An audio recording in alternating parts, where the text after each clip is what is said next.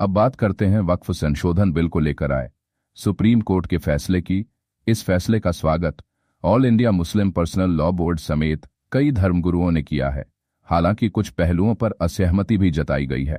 Supreme court द्वारा वक्फ amendment act पर दिए गए अंतरिम आदेश का मुस्लिम धर्मगुरुओं ने स्वागत किया है।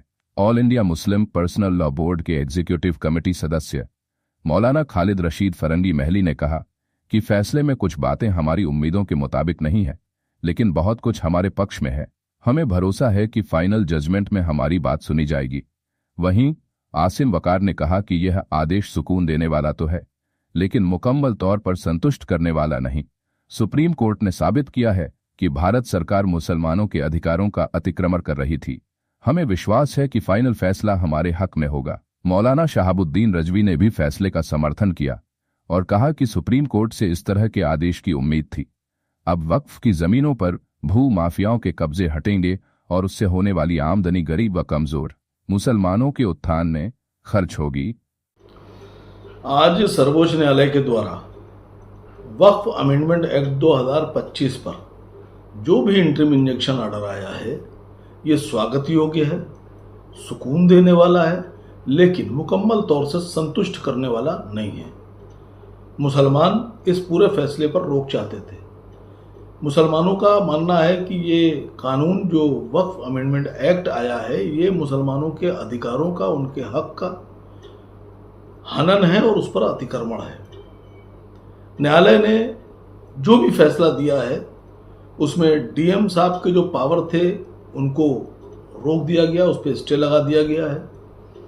हिंदुओं की संख्या सीमित की गई है। मुसलमान जो 5 साल का प्रैक्टिशनर जरूरी किया गया था, उस प्रावधान पे भी रोक लगाई गई है। सीईओ मुसलमान ही होगा, इस बात को भी न्यायालय ने माना है। और न्यायालय द्वारा आज का जो फैसला है, ये इस बात को साबित करता है कि ये फैसला जो मोदी सरकार ने मुसलमानों पे थोपने की कोशिश की थी, लादने की कोशिश की थी, दरअसल ये मुसलमानों के अधिकारों का हनन और अतिक्रमण था। हमें उम्मीद है आज के इस इंटरिम इंजंक्शन से कि जो फाइनल डिसीजन आएगा, जो फाइनल फैसला आएगा, वो हमारे हक में होगा। सरकार को भी, प्रधानमंत्री को भी इस बात को सोचना चाहिए कि हमारे धर्म के विरोध में कोई फैसले ना लेकर आए। जो भी फैसले लाएं वो देश हित में और देश को सामने रख कर लाएं। सुप्रीम कोर्ट ने वक्फ संशोधन बिल 2025 पर अपना फैसला सुना दिया है। मैं सुप्रीम कोर्ट के फैसले का इस्तकबाल करता हूं और हमें उम्मीद भी यही थी कि सुप्रीम कोर्ट गरीब, कमजोर, लाचार मुसलमानों का ख्याल रखते हुए अच्छा और बेहतरीन फैसला देगी। और चूंकि वक्फ की जमीनों पर जो अमीर लोगों का कब्जा है, नाजायज कब्जे कर रखे हैं, वक्फ बोर्ड ने घोटाले कर रखे हैं, तो इसका हिसाब किताब भी होना जरूरी है।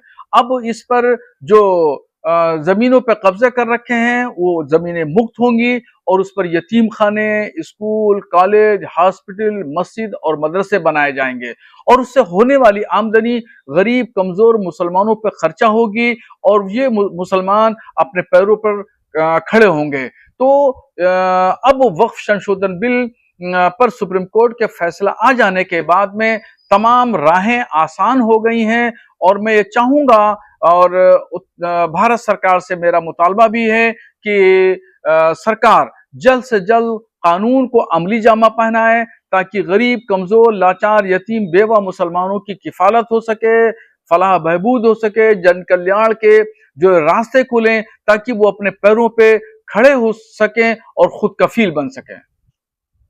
आज वक्फ अमेंडमेंट एक्ट 2025 के सिलसिले में सुप्रीम कोर्ट ने जो अपना इंटरिम जजमेंट दिया है, उसमें हम लोगों की जो डिमांड थी कि इस पूरे एक्ट को स्टे किया जाए, ऐसा नहीं हुआ है। लेकिन उसके बावजूद भी कई ऐसे अहम बातों पर, ऐसे अहम प्रोविजन पर कोर्ट ने स्टे लगाया है, उसका हम लोग वेलकम करते हैं। और अभी फाइनल फैसला आना बाकी है और हम लोग ये उम्मीद करते हैं कि फाइनल जजमेंट में कंप्लीट हम लोग को रिलीफ हासिल होगी।